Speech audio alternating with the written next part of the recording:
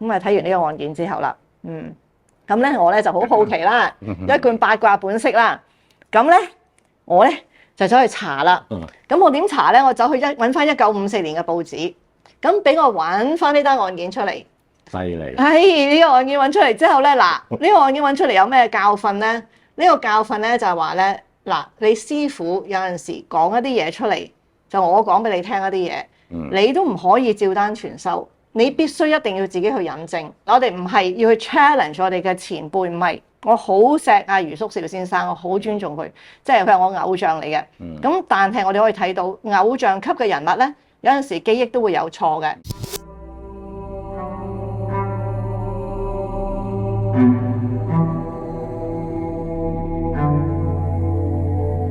翁靜晶，危險人物2.0。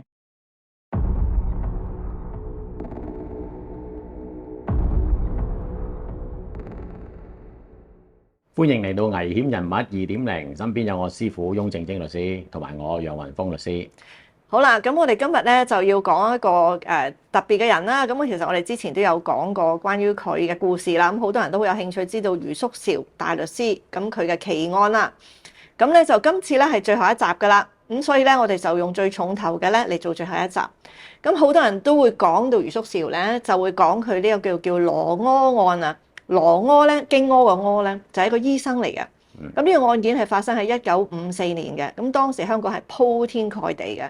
咁而1954年咧，香港嘅娛樂界咧，亦都係發生咗好多唔係幾好嘅嘢嘅。咁啊，有一啲即係企圖謀殺案啊，有一啲藝人被刺傷啊，差啲咧就告謀殺啦，都係余叔兆去處理嘅。咁我哋講翻呢個案件咧，就係發生1954年啦。咁案件發生嘅日期咧，就係5月15日嘅。咁係一單奇怪嘅案件嚟㗎，因為個死者咧係死於墮胎嘅。係啊。咁好啦，咁啊根據余叔兆所講嘅嗰個古仔咧，其實好精彩嘅。咁啊 Martin，你講一講呢個開始。1954年5月16號咧，警方咧接獲舉報喎。咁咧就喺灣仔咧一個樓宇嘅單位裏邊咧，警方到場咧就發現咗一個女屍。咁個女屍咧嘅狀態咧就係上身咧係有一個白色嘅布咧冚住嘅。但係咧係有帶一個叫做胸圍啦，咁但係下身咧就係赤裸嘅。咁咧喺嗰個地方咧有血跡喎，身上好多血跡喎。咁啊半裸咁瞓喺一張台上邊，嗰張台係咩台咧？係一張手術台嚟嘅。附近咧就再有一啲帶有血嘅棉花嘅球啦。咁咧都係叫做豬腰盤啊，即係醫生用嗰啲咧，就好多呢啲棉花球喺豬腰盤度喎。又有一個女裝嘅皮包。嗱，仲有一個咧係滲透住鮮血嘅女裝長褲同埋內褲嘅。咁好啦，咁呢個案件5月16號，警方係接報咧，咁樣先至去呢個地方度揾到個女屍啦。咁根據咧書上邊所講咧，就係話呢一個診所啦，其實呢個地方係個診所嚟嘅。咁你有2間房嘅，根據余叔兆嘅書。咁咧就羅柯咧就係呢個診所入邊嘅無牌醫生嚟嘅。咁啊由羅柯咧就關祖堯律師事務所嚇，而家仲有嘅呢個律師事務所。咁入邊嘅黃學斌律師咧就帶住呢個羅柯咧就去到警察局自首嘅。佢邊間警察局自首啊？佢去九龍城警署自首嘅。咁咧其實咧羅柯咧佢自首咧已經係呢件事發生咗之後嘅第3日先至出現喎。咁好啦，咁啊唔見咗啦，咁啊跟住警方去到嘅時候咧，有個好奇怪嘅事，就發現咗咁多嘢啦，又有咁多醫學嘅器材啦，一個女屍啦。但係咧呢個女仔如果你睇到咧，基本上法醫咧叫做彭定祥啊，彭定祥法醫當時咧就去睇啊，就見到一睇已經知道呢個女人係墮胎而死嘅。咁但係個胎盤係唔見咗嘅喎，揾唔到個胎盤嘅喎。咁好啦，咁啊。呢個係一個無牌醫生啦，呢個羅柯就喺呢個診所度，就當然被懷疑就係由佢做手術啦。因為事發咗之後咧，個屍體死咗之後咁耐，你先出嚟自首，咁個胎盤又唔見咗，你講乜都得㗎啦，係嘛？你可以係攞個胎盤抌咗啊，或者點樣？咁啊當然拉咗佢啦。當時拉佢咧，唔係淨係拉佢一個人。仲有咧拉埋咧佢個女，佢個女就叫做羅建蓮啊，亦都咧喺當個地方咧，當場嘅地方咧，曾經協助過羅柯咧去做手術啊，或者睇病人嘅。咁其實羅柯個背景咧，佢咧就係喺1952年咧移居嚟香港嘅喎。咁啊之前咧係喺上海、重慶執業咧，根據余叔兆嘅書講咧係幾好生意添㗎。咁佢跟住咧就因為嚟到香港啦，香港係需要即係英聯邦醫生考牌噶嘛，咁佢喺大陸嗰度執業，咁佢無論佢醫術幾高明都好咧，就攞唔到牌啦。咁於是咧佢就做無牌醫生，就開咗呢間診所。咁好啦，咁呢個案件咧，就有黃學斌律師咧就轉介俾余叔兆大律師去接案啦。咁嗰陣時其實余叔兆係接好多啲娛樂圈啊或者啲名人入邊嘅案件嘅。咁而呢個羅柯咧同娛樂圈中人咧亦都係即係非常之有關係嘅咁樣。咁我哋一陣間就會講下佢嘅真正背景嚇。咁好啦，咁好難打啦，係嘛？但其有個人死喺你個診所度，咁你又無牌醫生啊，咁跟住你仲要3日之後先去自首，咁梗係告佢啦。咁當時告佢咧就係告佢謀殺嘅。初時嘅時候咧，連佢太太都拉埋嘅。佢太太叫莊梅君，但係後來就冇告佢嘅。咁就點解咧？就話咧佢知情不報，幫佢逃走，匿埋咗成3日嘅咁樣。咁佢匿埋個3日去咗邊度咧？我哋晏啲都會講俾你聽。但係我哋而家先講下阿余大狀嘅版本先。好嗱，余大狀嘅版本咧，其實呢單案咧，因為法醫官咧係彭定祥啦，呢一個報告講得好清楚咧，死者咧係因為墮胎。失敗，亦都咧因為失血過多而死嘅，其實係因為墮胎呢個手術而死嘅。余大狀當時要處理嘅咧就係咧，到底呢個墮胎手術咧係唔係由被告人經手啦？打就打呢一個 point 嘅啫。係啦，咁余大狀嘅打法咧就係話咧，其實嗰個女仔去佢呢一個診所之前，佢已經喺第二度做咗個墮胎手術，唔成功，大量失血，於是咧就由佢嘅男朋友陪同咧就趕嚟余叔兆嗰度，叫佢急救嘅。咁佢喺急救過程中冇辦法救佢啦，嚟得太遲啦，咁應該係要送醫院又唔肯送啦。咁於是佢就即係幾個字咧就開始咧就10零20分鐘之後開始就急轉直下，死喺個手術台上邊啦。咁而因為呢個羅柯咧佢係無牌醫生，當時咧佢諗佢講乜都冇人信㗎啦，咁佢就諗住走佬嘅，咁佢走翻去大陸嘅。咁但係後來再諗一層之後咧，咁佢都決定就留翻喺香港就自首咁樣。咁呢個打咧就好似阿 Martin 講咧，就係打個手術唔係我做嘅。係啦，即係話嗰個死者去呢個手術室或者個診所之前咧，佢個身體冇胚胎嘅。冇錯啦。咁好啦，咁點樣打咧？咁我哋睇下啦。咁余叔兆版本啦嚇，咁咧就係話，咁去到法庭嗰陣時咧，就係打證人口供嘅可信性啦。咁當其時證人咧就有幾個嘅，咁當然就係阿羅柯本人啦。咁再加埋咧就係法醫啦。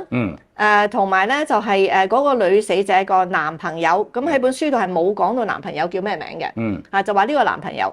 咁我哋會見到咧，成件案入邊主力咧要去打嘅咧，去針對嘅咧就係控方證人呢個男朋友啦。好啦，咁咧嗱，法醫官唔使講啦，因為佢個報告係一個科學性嘅報告啦。咁我哋講下嗰個第2位控方證人佢嗰個男朋友啦。其實咧喺余大狀盤問佢嘅時候咧，個男朋友咧發現到咧佢就係喺書中所講冇收入啦，冇職業喎，但係同死者同居喎。咁咧靠死者嘅錢咧嚟過生活嘅。咁事發當天咧，佢就陪同死者咧去揾阿羅柯呢一個叫無牌醫生啦，希望咧佢動呢一個墮胎嘅手術嘅。咁但係咧失半個鐘頭到啫，入咗去出嚟咧就話係失敗咗啦。咁整件案入邊咧，其實死者嘅身份咧都係比較觸目嘅。咁點解咧？因為個死者咧書入邊講啦，佢就係一個舞女嚟嘅，而當時係一個當紅嘅舞女。咁個名咧就叫做伍雅儀嘅。咁點解會知道佢個名咧？咁就因為原來件事成件案打完咗之後，咁過咗1年，咁余叔兆咧就同幾位啦嚇，即係一啲法律界名人啦。咁一陣你講下邊幾個啦？咁佢哋咧就去馬會度投馬，就投咗一隻馬跑馬嘅馬。咁於是咧佢哋就班人咧就余叔兆去咗旅行，就幫佢哋嗰隻馬咧就改咗個名叫 Grace。咁而中文名咧馬會就譯咗佢做雅儀，因為其實 Grace 咧就係講係一個優雅嘅儀態。咁佢話咁啱嘅呢個案件入邊個女死者個名咧就叫做伍雅儀。咁因為知道係當紅舞女啦，又有埋個名啦，咁於是咧我就做咗一個好大型嘅呢個資料嘅重溫同埋研究。咁喺一陣間我會講一講俾你聽，我有啲咩新發現嘅。OK， 咁好啦，咁因為呢個女人就俾阿余叔兆嘅即係講法咧係一個當紅舞女啦，咁所以咧佢哋喺問呢個男朋友嘅時候咧，咁咧個男朋友咧就表現得非常之咧令人覺得好氣憤嘅。即係咧譬如咧問佢到底當日去做所謂墮胎手術之前咧，佢哋去過邊度咧？咁個男朋友咧就會答咧，有去過一個地方，咁我咪再問佢咯喎。咁你話有去嗰個地方，咁其實即係去嗰邊咧？不過唔記得咗，即係咁樣係好閃避嘅，喺個書度講呢個男證人啊。咁咧就講唔出，同埋仲有問佢，其實到底你之前有冇已經曾經嚟過羅柯嘅診所做檢查或者其他嘢咧？呢個咁嘅男朋友咧都答唔到嘅。咁最黑人憎係咩咧？咁佢同居咗幾個月㗎啦嘛，一段時間啊嘛。咁當大律師問佢嘅時候，咁呢個伍亞儀肚入邊個 BB 係邊個嘅咧？佢個答法就係話係一個人盡可夫嘅女人。佢個肚入邊個 BB 係邊個？我點知啊？咁就好差啦。當然就話陪審員就會覺得呢個印象係好差啦。咁而咧，除咗呢個男朋友咧嘅口供之外咧，咁啊仲有一個咧就係大廈管理員咧。亦都出現嘅，咁個大廈管理員咧就講，就話頭先咪話問男朋友你之前係咪10幾日之前嚟過咧？咁佢話冇啊嘛，咁但係大廈管理員咧就出嚟指證，就話咧喺案發之前10幾日，其實就已經見過呢一個男人嚟過啦，就同埋伍亞儀一齊喎。咁我問點解你咁記得伍亞儀啊？因為咧佢話伍亞儀咧嗰個樣好靚啦，同埋談到好溫和啦，所以佢印象好深刻嘅。仲有一樣嘢就係咧，原來曾經咧。10幾日前咧，佢哋係問過佢羅柯呢個醫生嘅所謂嘅診所喺邊度嘅。咁嗱，呢一個問話嘅關鍵點喺邊度咧？咁就係咧，等阿羅柯作供嘅時候咧，你會知道啦。原來羅柯嘅講法咧，就係話案發前10幾日啊，呢個男朋友帶住伍亞儀已經去過佢嘅診所度，話唔該幫佢墮胎。咁但係咁啊，羅柯就見到呢個細蚊仔個肚啦，已經好大啦，咁所以就唔肯做啊，危險唔做得，你一定要去醫院。咁佢哋咧係揾過佢嘅，呢個關鍵點就係咁，佢拒絕咗佢嘅。咁余叔少就話：如果佢10幾日之前已經拒絕咗話危險啦，點可能10幾日之後更加危險，個肚更加大，而會幫你做咧？咁就打呢點嘅。亦都咧嗰個看更咧，叫做亦都喺上庭作供咧，就話當時呢個女仔咧第2次再嚟嘅時候咧，身體係非常虛弱嘅，同第一次好唔同嘅話。咁啊引證咗咧，就羅柯所講啦。其實男朋友帶呢個女人去到診所嘅之前咧，已經係好弱噶啦，已經係做咗手術噶啦。咁而最關鍵嘅係咩咧？就係咧到個女仔死咗啦，死咗之後啦，即係睇翻個鐘啦，個女仔大概係3點至5點鐘過身嘅。看更行出嚟指證咧，6點鐘嘅時候見過呢一個男朋友又翻去個診所度。咁好啦，呢一點係乜嘢咧？呢一點咧就係嗰個死者個手袋啊。咁因為死者手袋呈堂嘅時候入邊得翻幾百蚊嘅啫。咁但係羅柯個女咧曾經打開嗰個手袋，見到入邊有2000蚊現金嘅。咁呢一點係乜嘢咧？呢一點就係講個男朋友喺個女人死咗之後，係走翻轉頭去佢銀包嗰度偷錢。咁所以你會睇到咧，其實嗰個男朋友嘅證供已經全部衰晒㗎啦。咁估計咧，佢哋就想講個男朋友係喺之前帶咗阿伍亞儀去另外一個地方墮胎，係咪咁啊？係，但係咧墮完胎之後咧，發覺都好唔掂啊個狀況，於是乎就緊急揾阿羅柯求救啦。咁於是就上咗佢嘅地方，但係因為嗰個墮胎手術之前做得非常差，所以今次去到羅柯醫生嘅時候咧，已經咧返魂無術啦。咁啊，羅柯咧其實有幫佢施行急救嘅，咁係幫佢打咗一啲叫強心劑，咁但係都救唔翻啦。控方證人咧就有3個啦，咁辯方嘅證人咧就有羅柯自己啦。咁其實羅柯咧喺庭上邊嘅俾證供嘅表現係非常好嘅喎，即係佢非常老實嘅喎。譬如人哋問佢：喂，其實咧你係咪一個無牌醫生㗎啦？我問你啲問題，你知道通常都會 warn 㗎，要警告佢先，因為無牌醫生係犯法㗎嘛。你唔係一定要講㗎，因為你講可能係自招嫌或者係犯 self-incriminating 啊。嗱，呢啲就係咧你睇戲嗰時 objection 嗰啲時候啦，即係如果有人問你個客一啲嘢，你個客係有權唔答嘅，因為咧法庭上你係有權唔答一啲咧令到你可以俾人告或者入罪嘅嘢嘅，即係譬如問你係咪無牌醫生啊？你答咗係咧，咁啊即係你有多條 charge，所以你個律師就會喺呢個時候起身，objection 啊，反對啊，你可以唔答，就喺呢個時候啦。係啦，不過羅柯咧係完全諗都唔諗就話係我係無牌嘅，我亦都喺度行醫嘅。咁咧同埋咧我係睇咩證啊各樣啊講晒嘅。不過唔代表今次呢件事件關我事喎。咁咧俾人哋個感覺咧佢係一個好老實同埋有啲承擔嘅人嚟嘅。佢其實問佢好多問題咧，好多3次 objection 嘅。咁第2個問題問佢咩咧？就話如果人哋咧嚟揾你，有病人嚟揾你話咧佢要墮胎，但係咧佢想叫你開啲墮胎藥俾佢。咁你開唔開啊？咁好啦，梗係有 objection，唔好答啊！呢個問題你唔使答啊。佢又答喎，係嘛？佢答話咧，如果係適當情形，有需要嘅要睇個病人嘅情況啦，佢都係會開嘅。嗱，咁第三個問題 object 啲咩啊？咁第三個問題咧就係問佢，喂，你覺得你對嗰個女仔嘅死需唔需要負責啊？同埋點解你要走咗佬啊？咁佢就答咧，喂，我係一個無牌嘅醫生，有一個屍體就喺我個診所度發現，無論我點樣講，我諗警方政府都唔會相信啦。咁所以佢嗰陣時六神無主啊，所以就走咗嘅。咁佢對於呢個講法咧，其實主控官都即刻窒佢嘅，就話：嘿，你哋咁講乜都得㗎啦，你咁樣你逃走咗，你係畏罪嘅。咁啊，羅我話又醒目喎，話嗱，你睇下嗱，你而家都唔信我咯，我講乜都冇人信啦，我梗係驚會走啦咁樣，又俾阿羅我咧就將翻一轉嚇咁樣。咁好啦，咁啊當我去到呢度咧就已經係差唔多啦啊！咁你已經見到嗰個主力證人啦，個男朋友啦，就講乜都唔係好即係令人入信啦。根本你成件事就睇到咧，佢之前係帶咗個女仔去第二度墮胎，到失敗嘅時候差唔多死啦，就送嚟羅安呢度急救。點解要咁驚咧墮胎？咁呢度我哋要講一講個法律。咁嗱，而家我哋覺得即係墮胎喺香港嚟講咧，就當然係好唔道德嘅。咁但係如果以法律嚟講咧，唔可以講係一件犯法嘅嘢嘅，因為係做得到嘅。咁只要需要有2個醫生證明咧，咁嗱呢個法例咧就1973年施行嘅。只要你有2個醫生證明，就話咧呢個懷孕係對嗰個媽媽係有啲精神或者健康上面作出嘅影響你可以講下。係啦，身體或者精神上會受到一啲損害。而呢一樣嘢咧，係因為佢一個懷孕咧係必然導致嘅，咁咧就可以寫一個 cert，就俾佢咧去進行呢個墮胎手術，但一定要24週之內，即係6個月之前啦嚇，咁你就可以終止懷孕，佢叫做咁精神上同埋身體上嘅損害咧，如果嗰個女仔話我咧就得21歲嘅啫，咁我前途咧就好唔明朗，我想即係做多啲嘢，我唔想咁快做媽媽。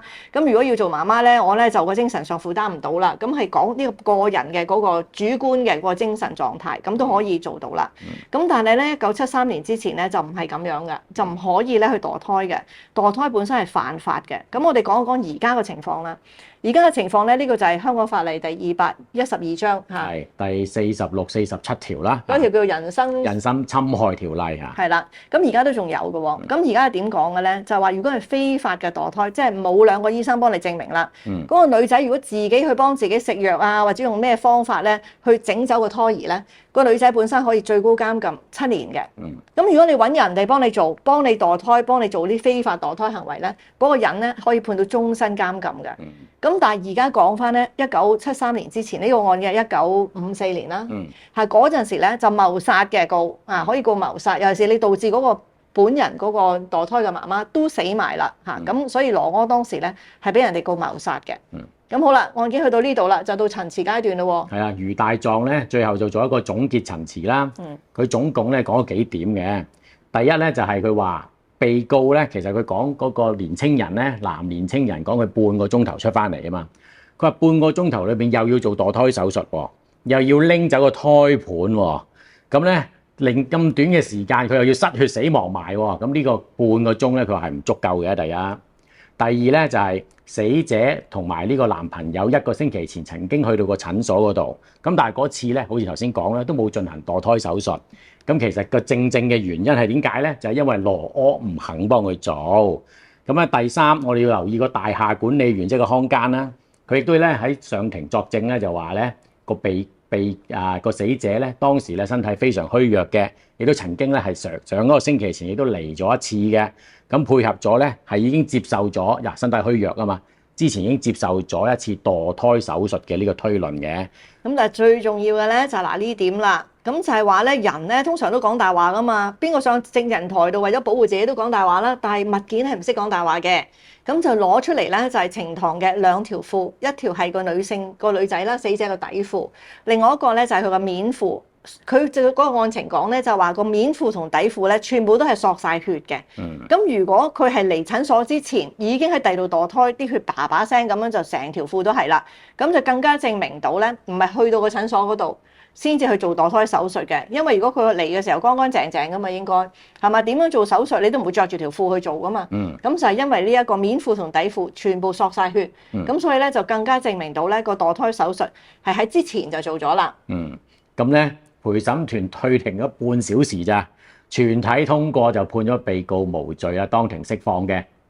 咁啊，余叔少咧就特別咧就好關注呢個案件嘅，因為呢個案件當時第日就當然係頭條啦，打甩咗啦。咁而咧，阿余叔少咧就有少少耿耿於懷，佢話啲報紙成日都講咧，佢打甩呢單案嘅原因係因為佢哋揾唔到個胚胎。咁佢就話呢個其實唔係個案中嘅關鍵，案中嘅關鍵咧就係啲證人嘅口供，就點樣俾口供，佢點樣揾到邊一個可信，邊一個唔可信。咁而做到一個疑點出嚟，就係話其實咧呢一個墮胎手術係佢哋去到羅柯個診所之前就已經做咗啦。咁即係話個手術冇可能100%證明到係羅柯做嘅。咁好啦，咁啊睇完呢個案件之後啦，咁咧我咧就好好奇啦，一貫八卦本色啦。咁咧我咧就走去查啦。咁我點查咧？我走去揾翻1954年嘅報紙，咁俾我揾翻呢單案件出嚟。犀利！係呢個案件揾出嚟之後咧，嗱呢個案件揾出嚟有咩教訓咧？呢個教訓咧就係話咧，嗱你師傅有陣時講一啲嘢出嚟，就我講俾你聽一啲嘢，你都唔可以照單全收，你必須一定要自己去引證，因為人老咗啦，或者係時間過咗啦，有好多嘢個記憶就會模糊嘅。咁所以咧，呢個係個莫大嘅教訓。我哋唔係要去 challenge 我哋嘅前輩，唔係。我好錫阿余叔少先生，我好尊重佢，即係佢係我偶像嚟嘅。咁但係我哋可以睇到偶像級嘅人物咧，有陣時記憶都會有錯嘅。嗱，首先咧，我哋咧就揾咗呢紮報紙啦，咁可以即係擺喺度，你哋望下呢啲報紙咧就to be fair 啦，即係阿余叔少先生寫呢個書嘅時候咧，我諗都有幾都好大啦，好同埋好耐之前。咁嗰陣時即係你話又要去揾微型菲林啊，要做咁多嘢咧，咁唔係咁容易嘅。佢都年紀好大先寫呢本書。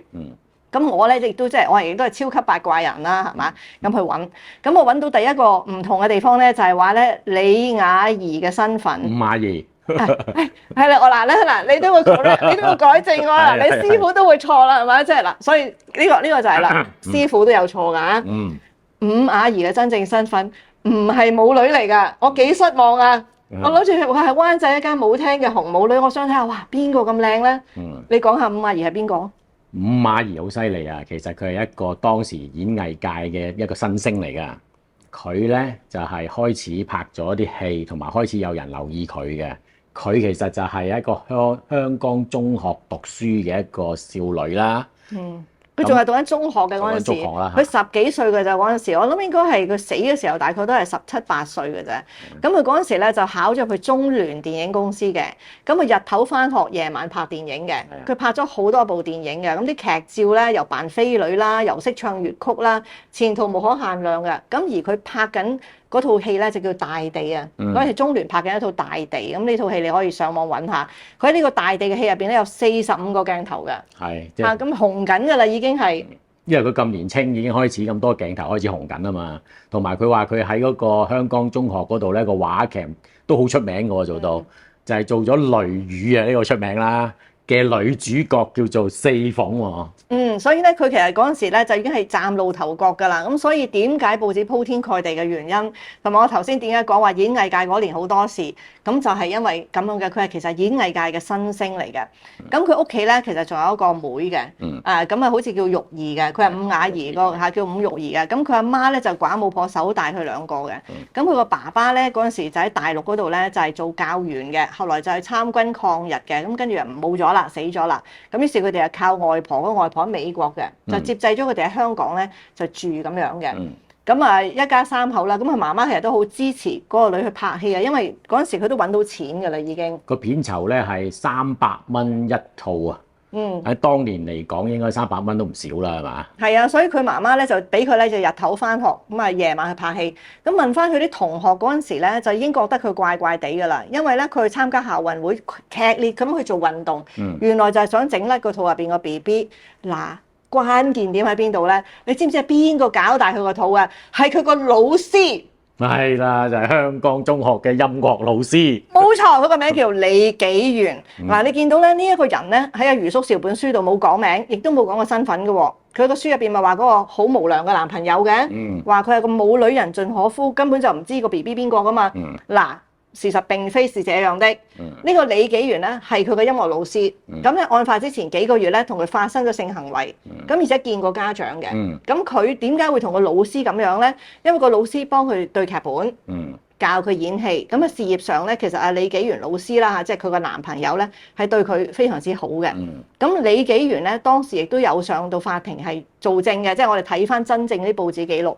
咁佢上到去咧都好傷心嘅，佢好愛呢個女仔嘅，咁係師生戀。但係李紀元唔係第一次噶咯喎。咁我又冇睇得咁清楚啊。咁你所以冇用放大鏡咧。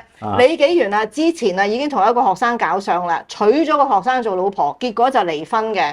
佢唔係咁可以話佢專門，佢呢個已經係起碼知道嘅第二次記錄啦。咁但係咧，佢對個女仔係認真嘅。咁而咧到李雅兒後來安葬咗之後咧，李紀元咧亦都係寫翻佢係李門五事嘅，即係當佢妻子嘅身份咧，係幫佢落葬嘅。咁即係亦叫招咗佢入門咁樣，係負責任嘅。既然李紀元唔係壞人咧，咁咧喺本書度咧有一個角色俾佢剝皮拆骨咁盤問嘅人咧，嗰個到底係邊個嚟咧？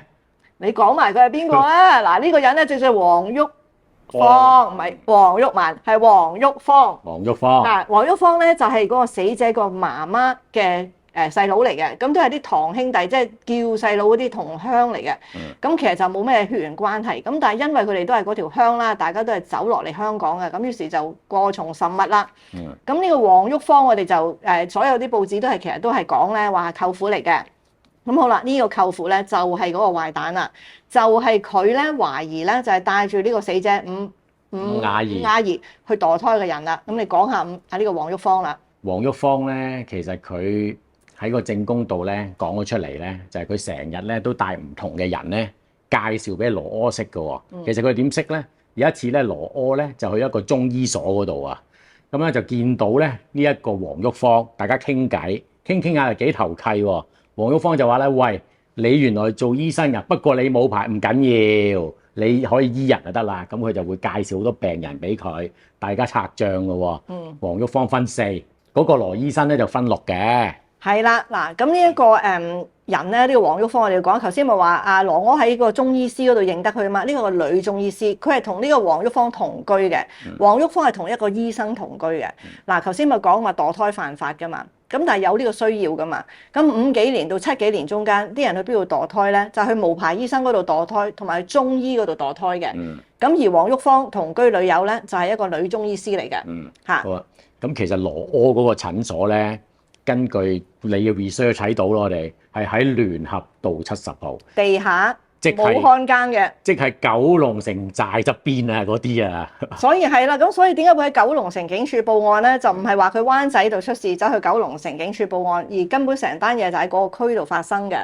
咁而咧，仲有一個唔同嘅地方咧，就係話本書就話啦，羅柯匿埋咗3日之後去自首同報案，咁係，咁但係咧報案係喺案發之後18個鐘頭之後嘅，係羅柯個太太去報案嘅。咁而亦都有證據顯示咧，咁羅柯個太太喺嗰個九龍城警署門口行咗幾轉嘅，次次都唔入去嘅，到最撈尾都係的起心肝就入去報案啦，就係佢太太報案嘅。咁好啦，咁呢個黃旭芳我哋知道啦，就第一就話佢介紹人啦，咁第一次佢係介紹咗個有錢佬去俾阿羅柯睇嘅，一睇完之後咧，個有錢佬好翻，咁就知道羅柯係醫術係好嘅，咁所以咧就一路介紹人去啦，每個月介紹幾多個啊？每個月介紹20-30個啊。咁即係都幾多㗎？係啊，咁所以就係基本上係佢嗰個艇仔嚟嘅。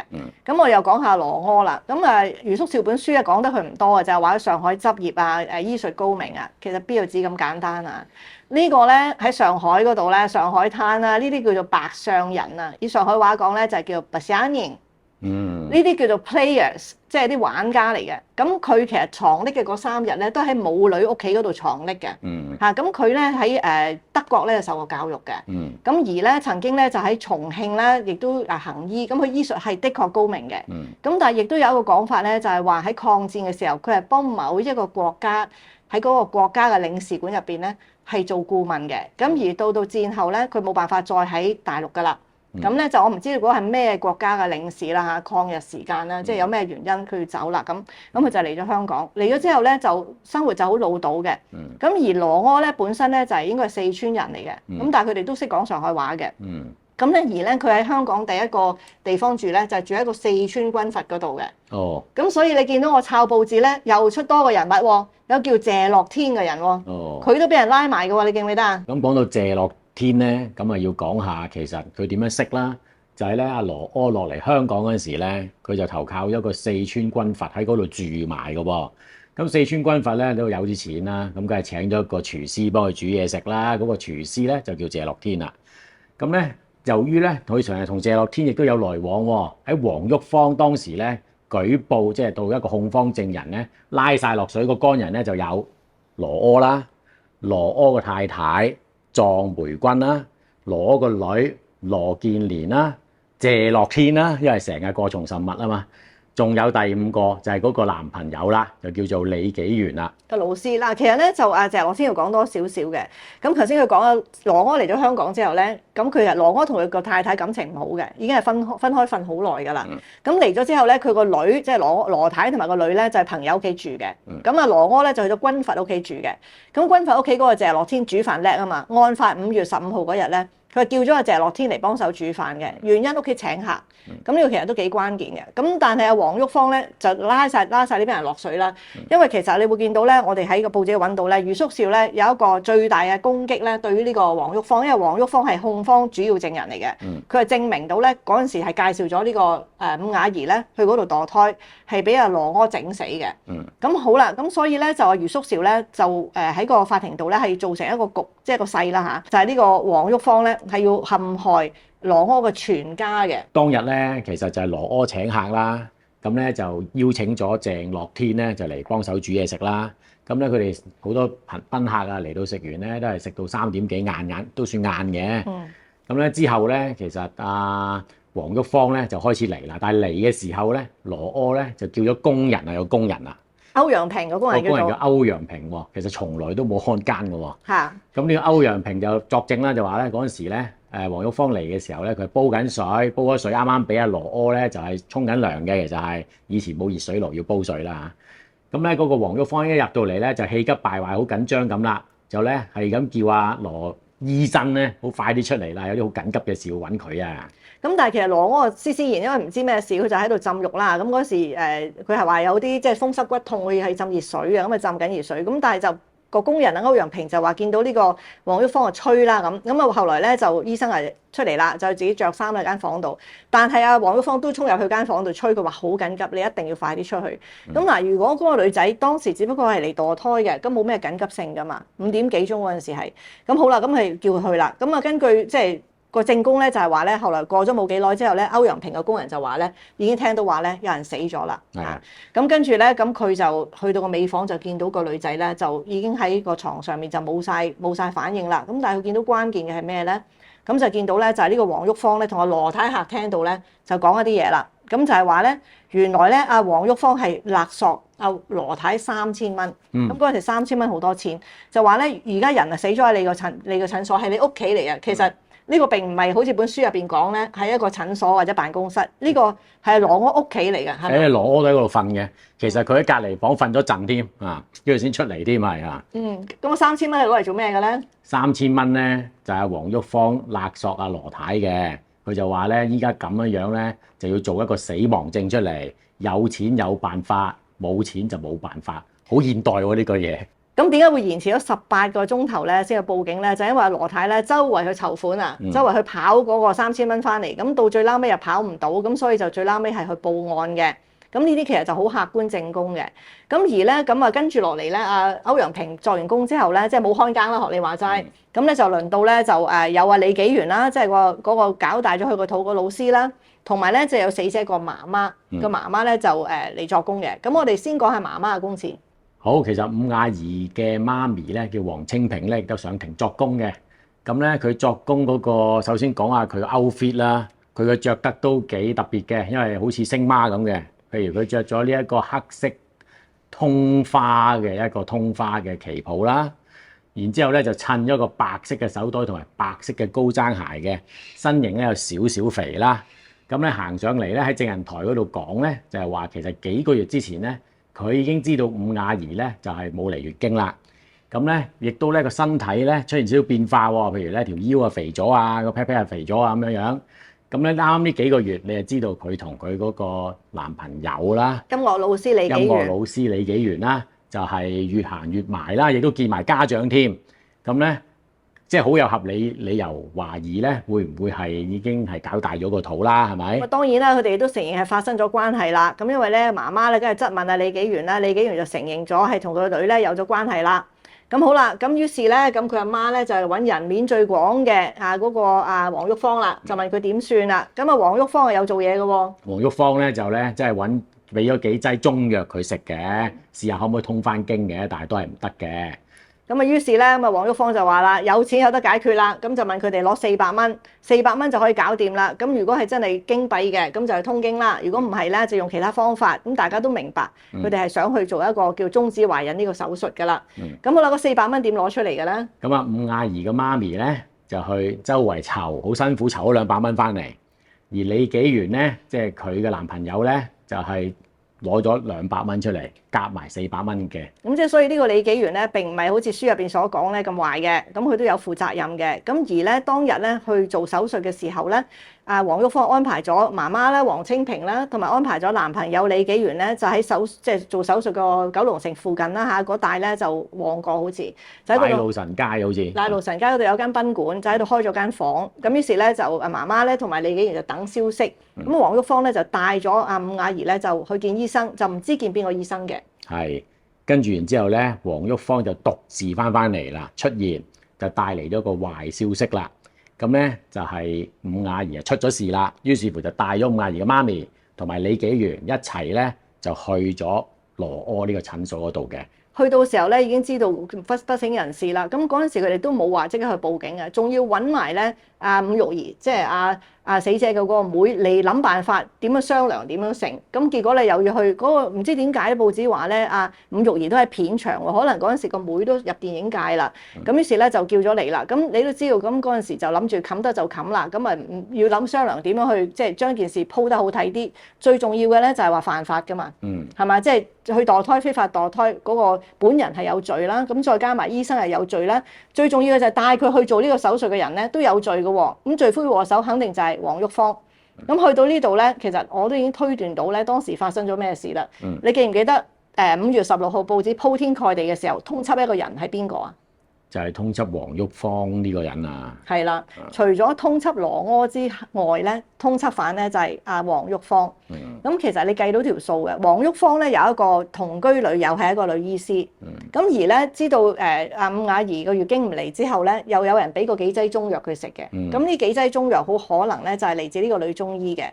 咁後來咧，咁呢個根據羅柯嘅講法咧，佢嚟到診所之前已經係有人幫佢做過手術㗎啦。咁好可能又係呢個女中醫有份嘅。而呢個女中醫咧就係呢個黃玉芳嘅女朋友同居嘅。咁第一佢可能就係保護佢女朋友，第二佢帶人去做呢啲嘅手術，佢都有犯法嘅嫌疑㗎嘛。咁所以佢就將所有嘅嘢咧就賴晒羅柯，甚至佢一家人嘅身上啦。我都可以講下咧，黃玉芳佢上庭嗰啲蝦碌嘢啊，不如。好。因為余叔少咧係不停盤問佢㗎嘛。嗱，咁咧佢咧黃玉芳佢咁講㗎，佢話咧佢同佢語言不通㗎喎，但係其實咧之前咧就喺中醫診所識又講得咁通喎。由於因為語言不通咧，佢留低咗寫低咗字條交俾阿羅柯嘅特登，個字條咁寫，佢就話：伍雅儀已經閉經3-4個月，請你小心檢查。如可做則做，否則勿勉強。費用400元以帶來。咁余叔少問佢：喂，你外星人嚟㗎？即係咁嘅意思啦。你同佢傾得咁好地地，點解無端端整咗字條聲稱話俾過佢啊？咁咧就黃玉芳嘅解釋都無厘頭啦。冇啊，有陣時我哋為咗講清楚，都寫下字條，再加啲手勢咁咯。咁你之前同佢傾得好好，唔係嘅咩？係啊，傾得好好㗎，不過咧，都係會用字條嘅咁樣。嗱，呢張字條係偽造嘅，余叔少嘅講法就係話咧，就係攞嚟釘死呢個羅柯嘅，就話嗱呢個手術同埋我哋要點樣做係用白紙黑字講嘅。咁羅柯否認見過呢張字條，咁呢張字條咧亦都相信係偽造嘅。我覺得陪審團都係接受咗呢個講法嘅。咁就話咧呢個黃玉芳特登整張字條出嚟害佢嘅。咁跟住仲有咧？仲有咧，佢話當時羅柯醫生咧用一個儀器探一次啫。就已經知道，就攞翻出嚟就話啦，個胎有4個月。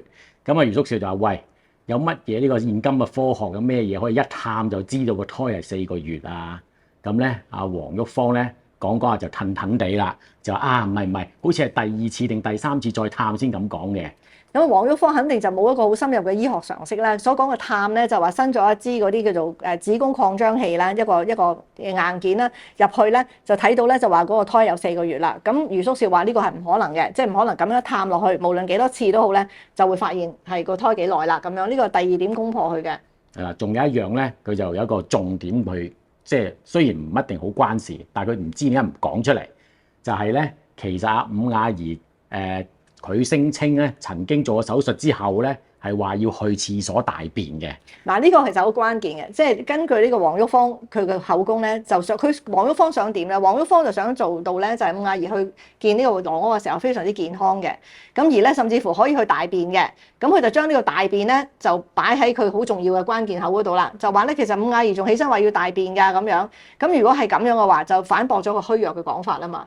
但係佢之前完全冇講到喎，突然間提出嚟喎。即係法庭嗰度突然間新嘢嚟嘅，之前喺警告又唔講嘅。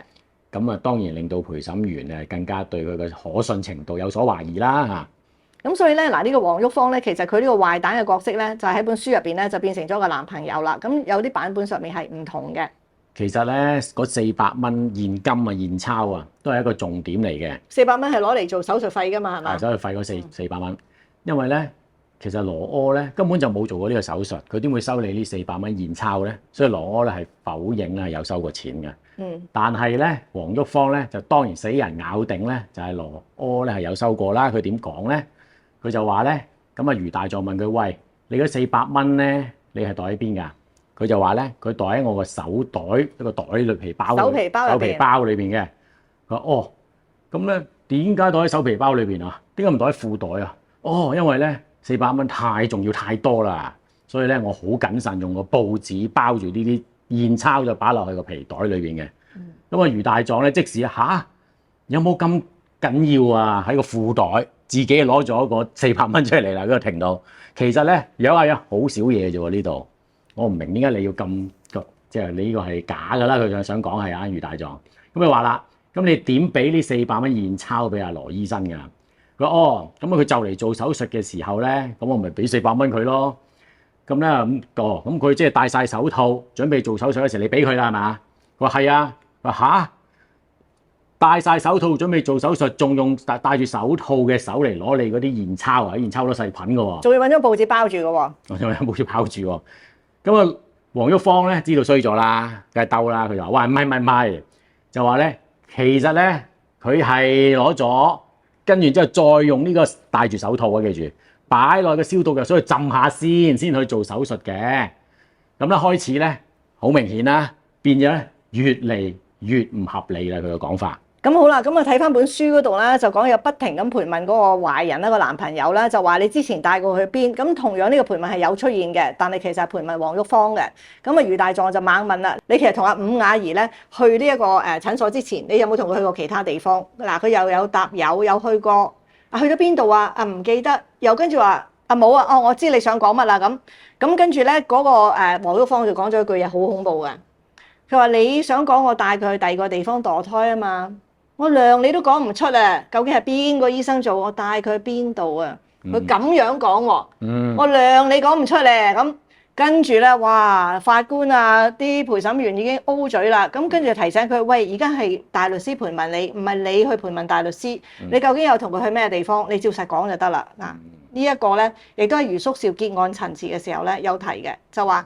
量你都估唔到我帶佢去邊度嗱，呢個嘢就現形啦。咁好啦，講到呢個時候咧，黃旭芳咧就已經係片甲不留噶啦，已經係即係遍體無完膚噶啦，即係俾佢批到呢個即係叫令到呢個人嘅誠信好受到質疑啦。咁完咗之後咧，咁啊有呢個李紀元啦嘅老師啦。咁啊，李紀元咧就係嗰個音樂老師啦，師生戀啦，就同阿伍雅儀發生咗關係。咁佢上到庭咧，佢都係老老實實咁樣就講晒所有嘅嘢出嚟，話大家相戀啊咁樣。咁啊冇咩其他特別嘅地方嘅，係即係正正常常嘅。咁啊唯一就係以前個社會亦都冇而家咁樣啦，即係老師同學生發生關係又未結婚咁樣。咁佢亦都承認咗咧，係俾咗咧呢個200蚊出嚟。咁啊，亦都最後咧控方係冇告佢咁樣嘅。咁啊，李紀元咧最後亦都係即係叫做冥婚又好點樣都好咧，就等呢個女仔就有翻個名分，咁就用呢個叫做李太李氏李門五氏咁去安葬嘅。咁咧，我見嗰啲報章都有成日形容啊李紀元啲衣着嘅又係咩？係啊，講佢譬如有陣時係着綠色西裝啊，有陣時咧又打條紅呔又白。以前啲報紙好得意嘅，所以我覺得佢啊依家啲報紙影張圖就算㗎啦。佢以前咧係會用文字好密好密，因為慳位啊，去寫出嚟嘅，同埋成日食煙喎，同埋因為佢好高啊。所以咧有個綽號叫高佬嘅話，係嘛？咁嗰陣時啲學生都有講佢嘅，就話咧即係案發之前冇幾耐咧，咁佢本來以前住學校宿舍嘅，咁啊唔住啦，自己搬出去住啦。咁應該係嗰段時間咧就同阿伍亞儀拍拖，咁啊有個地方咁樣。咁啊其實佢雖然係老師，咁但係都唔係話年紀好大嘅，都係30歲咁樣啦，大概呢個年紀嘅。咁好啦，咁啊案件去到呢個時候咧，咁就一樣啦，個結果啦，咁就當然係無罪釋放啦，咁啊好高興啦，鋪天蓋地報紙講啦，咁而後邊咧過咗大概冇好耐啊2-3個禮拜之後咧，咁呢班人又見報咯喎，咁啊邊個見報咧？咁就係呢個阿羅柯啦。羅柯個老婆啦，佢個女咧，即係之前話佢協助羅建年羅建年啦。其實羅建年嗰陣時俾人拉嘅原因咧，就係因為佢收埋晒嗰啲做手術嗰啲嘢啊，有嗰啲指紋啊，有啲器材啊，咁啊抌咗落去屋後邊個井嗰度啊，咁啊俾人起翻晒出嚟，就揾到佢個女嗰啲指紋，就話佢即係協助啊，又跟住幫佢潛逃啊咁樣，所以嗰陣時開始嘅時候係告埋佢個女嘅咁。嗰陣時好似係雍瑜院啊，雍國瑜代表嘅，我記得。佢哋好似分開律師定係好似係余叔兆代表阿羅柯同埋嗰個女啦，好似後邊咧有告，之前好似有告阿謝樂天，有告阿謝樂天嘅記嗰個謝樂天廚子啊，廚房人啊，告嗰個廚房嗰個就話佢喺現場幫手去即係就係雍國瑜代表，雍國瑜代表。咁呢啲全部都係我哋前輩級嘅律師嚟㗎，咁啊全部都會出現喺呢個書啊，或者出現喺嗰啲法庭嗰度文件嗰度啦。咁而家對於我哋嚟講翻好似即係80-90年前嗰啲人咧，即係睇起上嚟都好有趣味嘅咁樣。咁好啦，咁我頭先話佢哋再出現喺咩地方咧？咁啊羅柯兩公婆啦，個女啦，咁嗰時話佢個女跳芭蕾舞表演添喺呢個場合嗰度。咁啊跟住咧就有謝樂天又出嚟啦，個廚子。原來做咩咧？佢哋咧去開酒樓喎，咁因為呢個羅柯咧就已經唔做醫生啦，費事咁煩啦。咁於是咧就去一間好大間嘅酒店入邊中菜鋪做經理喎，係咪咩酒店啊？嗱，咁我俾你我攞個報紙嚟，呢個放大鏡，你使唔使啊？再睇下，犀利啦！就係其實喺呢個判決出咗之後1個月啫，咁你知羅柯都做唔到醫生啦，咁佢做咩咧？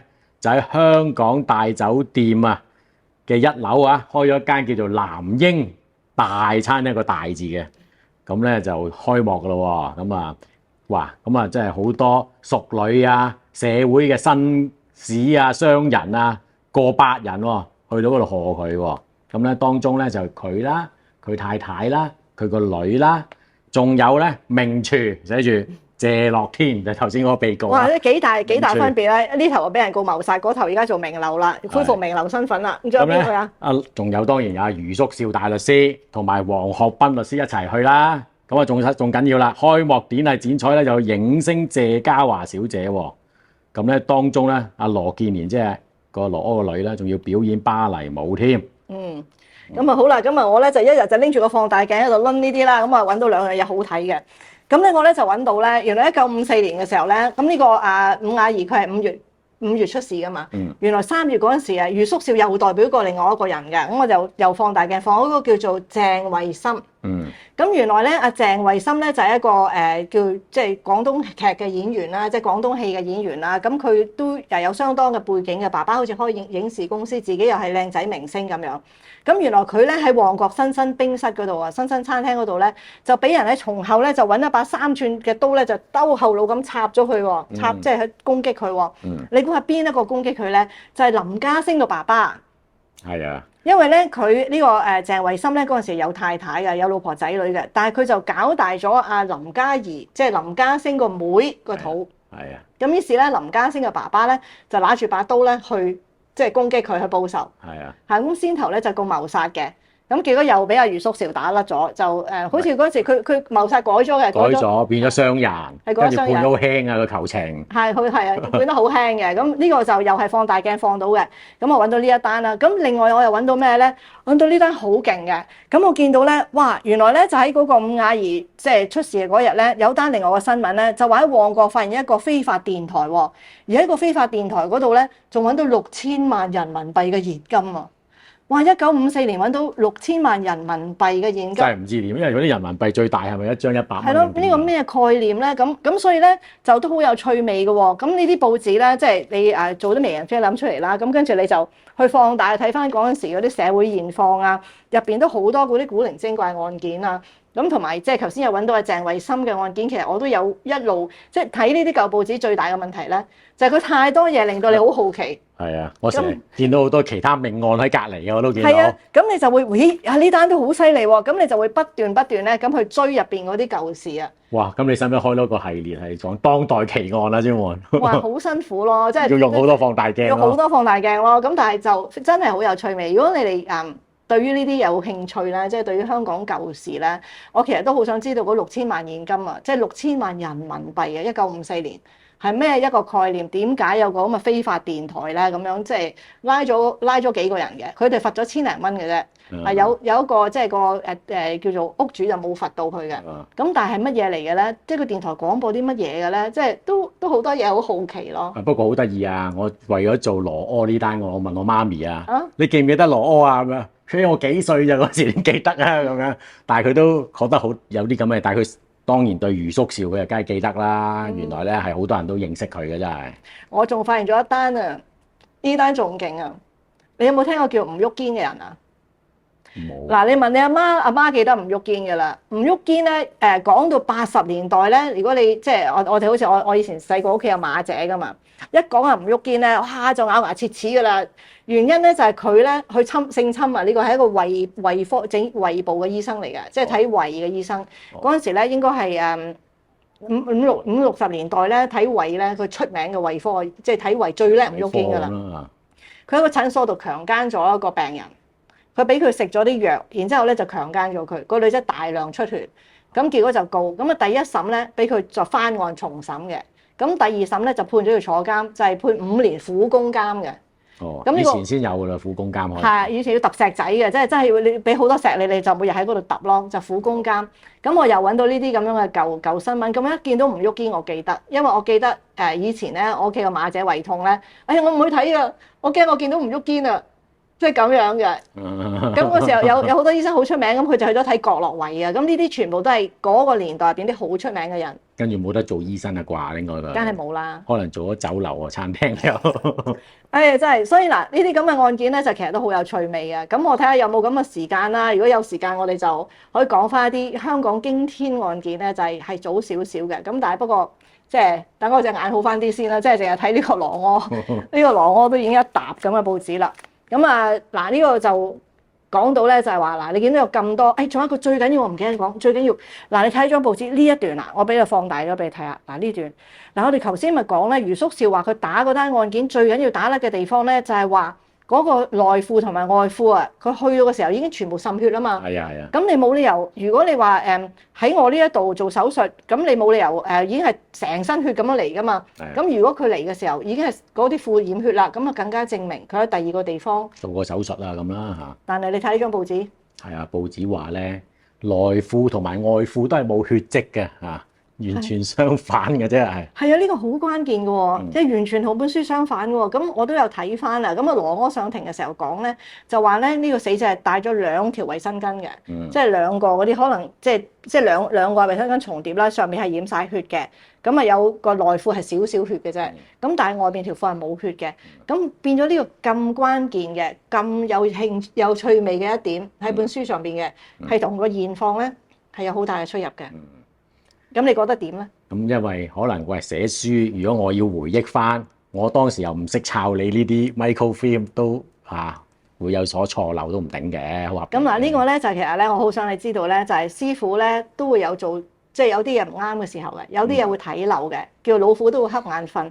咁大家無論喺一間律師樓度做嘢，或者係大家一個團隊都好，我哋要互相提醒咯，係嘛？啱，係嘛？咁所以師傅唔一定全部啱㗎。我有做錯嘅嘢，你亦都要話俾我聽咯。咁呢個其實好重要咯。我嗰陣時又可以講下得意嘅地方咧，就我啱啱做見習律師嘅時候，咁咧就Clive Grossman。Clive Grossman 佢嗰個中文名係乜嘢啊？佢中文名叫郭兆銘，亦都係御用大律師。咁咧佢咧就喺21年出咗一本書添，就叫做《From Hackney to Hong Kong》。回憶錄係回憶錄嚟嘅，The Story of a Lucky Man。係啊，佢真係好好。嗱，呢個大律師咧嗰陣時我做見習律師嘅時候咧，咁我就同佢開會。佢係刑事嘅大律師，好出名嘅，打好多案件嘅。咁亦都係一個好有心嘅人。咁好似余偉發單嘢啦。咁嗰陣時咧，佢亦都有免費做晒成個翻案嘅檔案，就去希望可以幫佢申請嘅嗰個時候。咁好啦，我第一次見佢嘅時候咧，咁我見習啦。咁我哋就開會啦，就關於單案，就係講緊咧究竟法律嘅嗰個 legal professional privilege， 即係話有啲係法律嘅保密嘅一啲嘅內容咧，政府可唔可以強行攞嚟睇咁樣？咁佢個意見咧就話唔得㗎，呢個係絕對保障嘅咁樣。咁我咧就當住所有人面前咧，因為嗰時啱啱我喺法律學院畢業啊嘛，我話唔係啊，大狀改咗啦個法例，唔係絕對㗎，而家可以咁啊，嗰個唔知咩嘢咩 magistrate Derby magistrate 嗰個 case， 我仲講埋個 case 俾佢聽。嗱，我嗰個做法咧其實好詐忌嘅，嗰陣時叫做初生之犢，我唔明咁多道理啊，好詐忌嘅，你即刻指出佢，你明唔明啊？嗱，呢個郭大狀嗰個胸襟啊，佢話。係真係好啦，我哋所以永遠都希望有啲新血加入我哋嘅團隊，可以講到俾我聽最新法律嘅 update 係咩地方。多謝你，我哋而家即刻睇翻呢個 case 叫人睇係啱嘅。所以咧，我哋好希望我哋團隊有好似你咁嘅新血嗱，幾咁胸襟係幾咁大，幾咁包容係嘛？但係其實係好詐忌嘅。你知唔知如果係換着第二個人咧，你咁樣去講，哦唔係㗎，你呢個 law out 咗啦，而家係咁樣啊，你以後都唔好嚟啦。所以咧，我同阿 Clive 咧。到而家都保持好好嘅關係㗎，我都有揾佢飲茶啊、食飯啊，好好嘅呢個老前輩，呢啲先係真正嘅大人物，佢可以容納你一個唔同嘅聲音，講出個情況咪咁樣。咁所以我哋今日咧做咗咁多資料搜集，講出咗羅柯案件入邊真相同埋余叔兆大狀本書有唔同嘅地方，係完全係冇任何不敬嘅意思嘅。我哋對佢嘅崇拜係永恆嘅，咁入邊嘅一啲嘅叫做唔同嘅內容係只係希望俾大家知道，我哋所睇嘅角度同觀點永遠都係有唔同嘅。一單官司入邊唔會話得一種聲音嘅，如果係咁嘅話，永遠都唔會有控辯雙方啦嘛，係咪？咁每一個 case 你話一定係咁樣打嘅，都會有一個相反意見嘅。咁所以咧，呢個就係我哋法律嘅精神，就係容納一個相反嘅意見，你提出你唔同嘅一個論點。所以咧就唔好再去咁多嘅爭拗啦，冇一個絕對性嘅。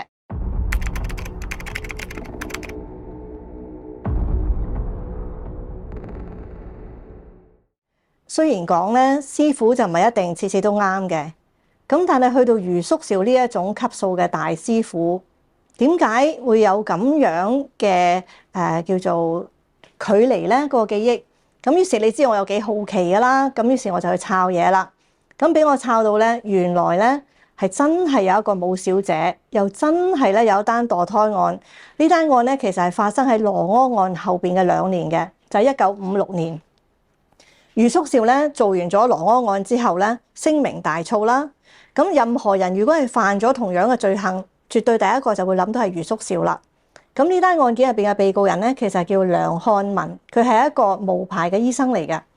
咁而梁漢文咧，其實以前喺中國大陸咧係做軍醫嘅，都可以講係醫術高明。咁但係嚟到香港之後咧，因為考唔到英聯邦嘅牌，咁所以咧佢就淪為無牌醫生啦咁樣。咁而案中嘅武小姐係邊個咧？係一個名牌嘅舞女，佢個名叫石冰英，當年咧係22歲嘅啫。咁而呢一個男朋友余叔兆案入邊有冇黑人憎嘅男朋友咧？都有呢個人嘅，佢名咧就叫鄧必治。咁呢個鄧必治咧，本來咧就喺呢一宗梁漢文墮胎案入邊咧，都係被告人嚟嘅。後來控方咧就撤控唔告佢啦，就要佢轉為控方證人，咁就去鋤死嗰個梁漢文嘅。咁嚟呢單案件咧，最終咧就係5男2女嘅陪審團，亦都係以5比2嘅結果咧，就裁定梁漢文咧係罪名不成立嘅。余叔兆今次點樣打咧？佢就係打咁呢一個舞女咧，其實去到梁漢文嘅醫生嘅診所嘅時候咧，佢已經咧嗰個胎咧係流產咗出嚟㗎啦。佢只係接咗個死胎啫。如果個胎出嚟嘅時候係一個已經死咗個胎，咁佢就唔會中呢一個嘅叫墮胎罪啦。咁因為咧，所有嘅證供聽晒之後咧，係證明唔到咧嗰個女仔嚟嘅時候個胎係仲係活嘅，咁所以咧就打甩嘅。咁呢單案件入邊咧，咁仲有一個比較奇怪嘅地方咧，就係呢個梁漢文啊，咁就係俾人哋放蛇放咗好多次嘅。嗱，呢單案同伍雅儀嗰單案係唔同嘅，呢單案入邊咧係冇人死嘅，即係除咗個死胎之外。咁原來呢個梁漢文咧曾經多次被警方放蛇，原來佢成日都幫人做墮胎嘅，就已經係做過2次，但係警察咧一路拉唔到佢嘅。咁今次咧呢一個石冰英墮胎嘅時候咧，係墮胎嘅過程中有警察衝入嚟嘅，咁所以咧係根本係一個有部署嘅行動嚟嘅，咁所以都係比較奇怪嘅。咁今次當然咧又係告唔到阿梁漢文啦。咁呢個案件咧，咁亦都係無罪釋放終結嘅。咁所以咧，呢單案件係存在嘅。咁但係咧，可能係阿余叔少師傅啦，咁佢咧就嗰個記憶咧，可能係有少少混淆，咁就將咧一啲唔同嘅案件咧就混合咗埋一齊。咁但係佢混合咗之後嘅案件咧，可能係比原先嘅更加精彩嘅。咁喺呢一個搜集資料嘅過程入邊咧，我仲發現咗一樣嘢喎。我哋香港咪有個維基百科嘅，咁上邊咧就會有一個香港謀殺案大全嘅，咁即係由香港開埠以嚟咧，所有發生過嘅謀殺案，你都可以喺維基嗰度睇到嘅喎。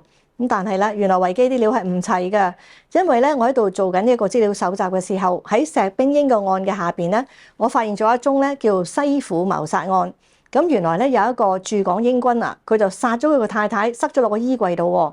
咁後來咧嗰個案件咧都曲折離奇嘅，咁而呢一個人呢個死者個名同埋呢宗兇殺案咧就並冇舉列喺呢個維基入邊嘅，咁所以咧亦都引起咗我興趣啦。咁如果我有時間翻看一下咧，咁我睇下仲有幾多係漏咗嘅。咁今日咧個節目時間係真係到啦。咁我哋因為後來補充到呢啲資料俾我揾到呢一個案件，咁所以咧都為咗呢個完整嘅起見啦，都同你哋講埋嘅。咁我哋下星期見，記得 like、subscribe 同埋 share。